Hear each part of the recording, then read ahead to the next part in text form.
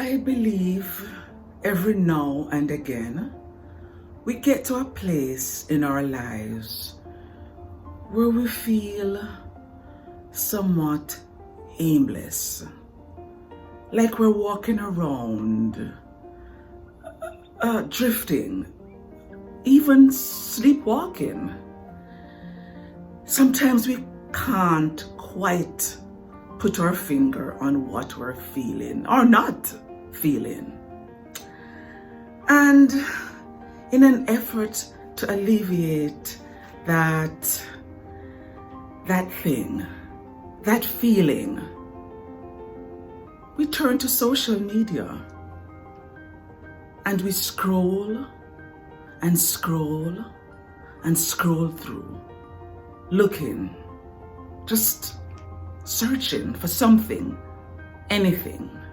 And while that does seem to alleviate some of that emptiness, that boredom, that need for fulfillment, that need for inspiration, it sometimes ends up having the opposite effect on us, because we end up looking outward rather than looking inward. And in the process, we lose sight of who we really are.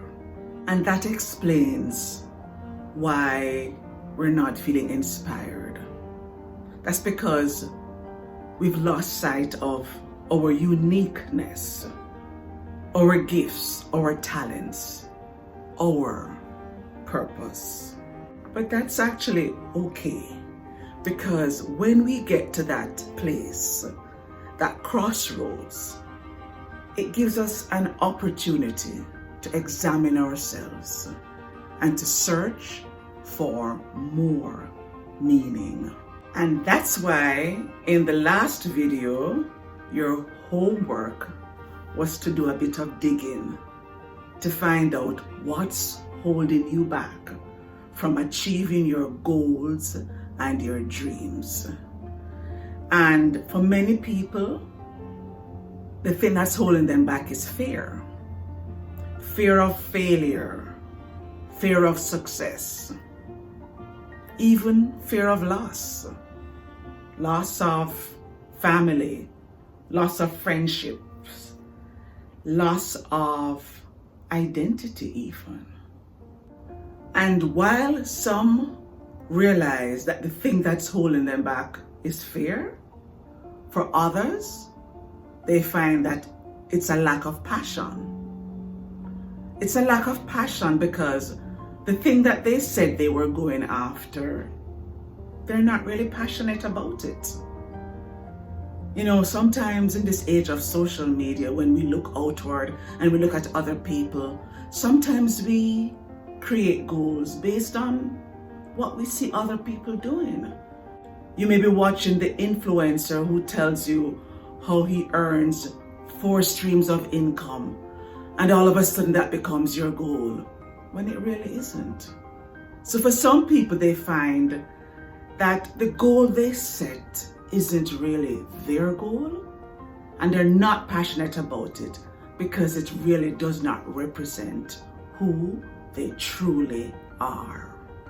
And so today, I'd like to take us on a journey that will help us to figure out what our passion is, so that if we're feeling uninspired, by finding our passion, we can ignite that spark, that sparkle, that joy that we probably once had or just need to now have, so that we can feel inspired.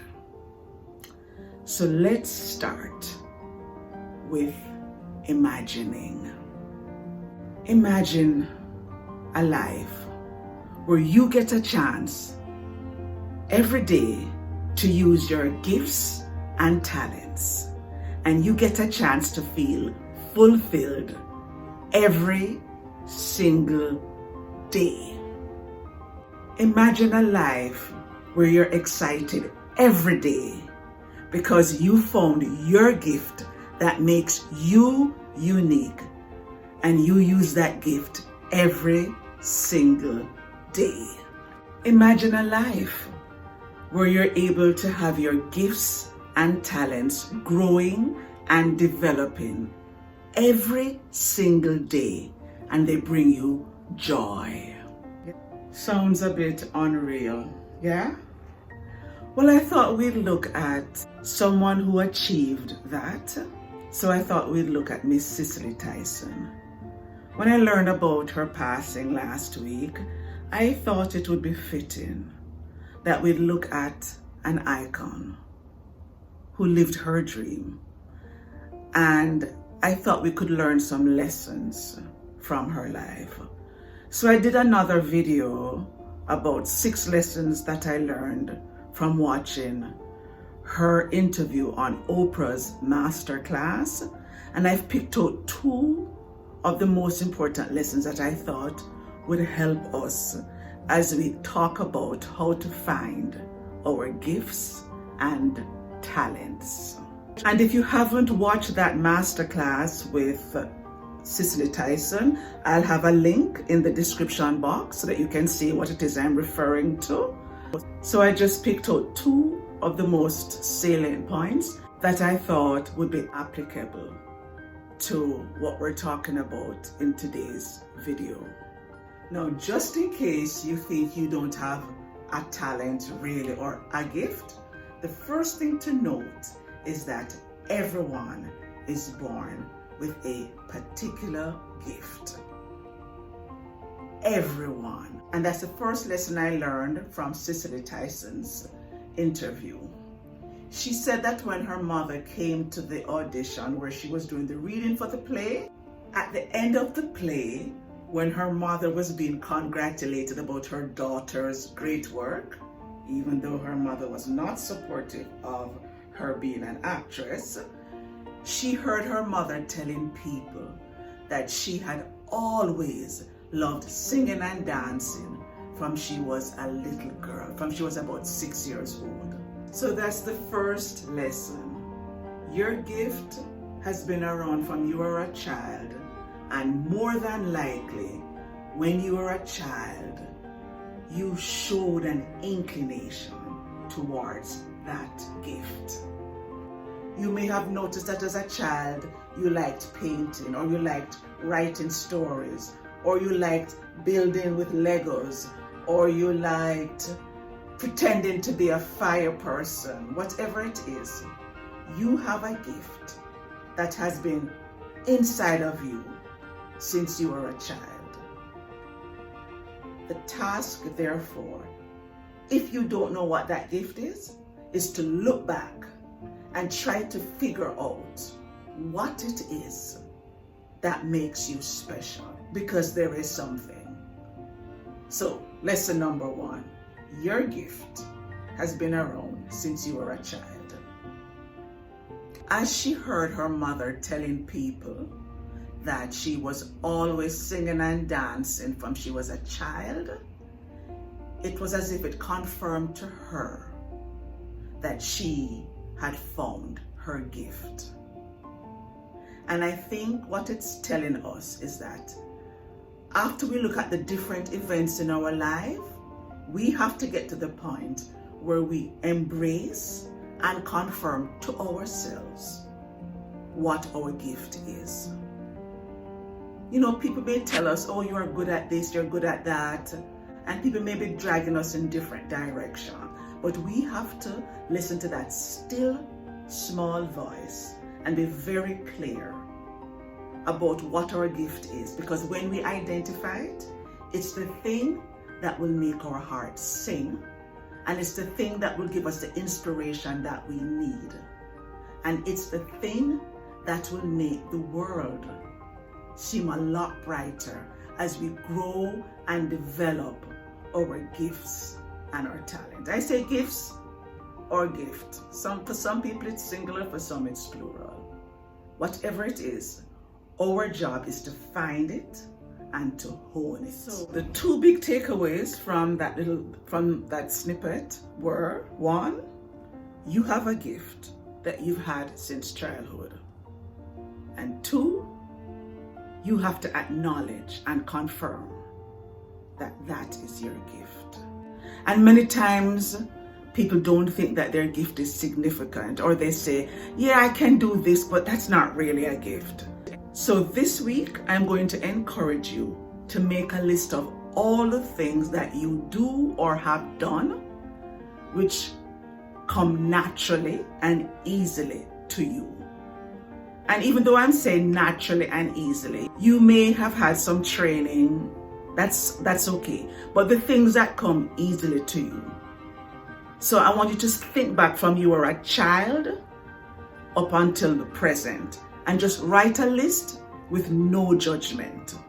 So on my list, I would have things like played the violin in prep school for 3 years, played the piano from age 8 until age 16 when I started to develop a fondness for nails, learned to play by ear so that I could play in church. And I would include things like enjoy talking to strangers.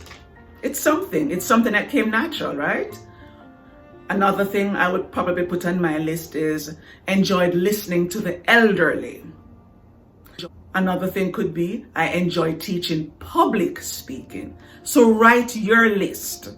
Do not make a judgment on what you think could really be a talent. Because sometimes we have gifts and we think, oh, but that's not really a gift. Just make a list. Next week, we will talk about what to do once we've compiled that list. So your only task this week is to make a list. When you're making that list, you want to make sure that you have some time. You don't want to do this in a hurry because you want to give yourself a chance to be very reflective. So make sure you find a quiet place. And if you can meditate a little bit before, that would also be good. But the aim is for you to look inside and to dig deep. And in addition to making that list, I'm going to remind you to do your mirror exercise, because we can't stop doing that, because there's never too much self-love. Remember, when you do the mirror exercise, it's your name and what you're proud of. It's your name and what you forgive yourself for.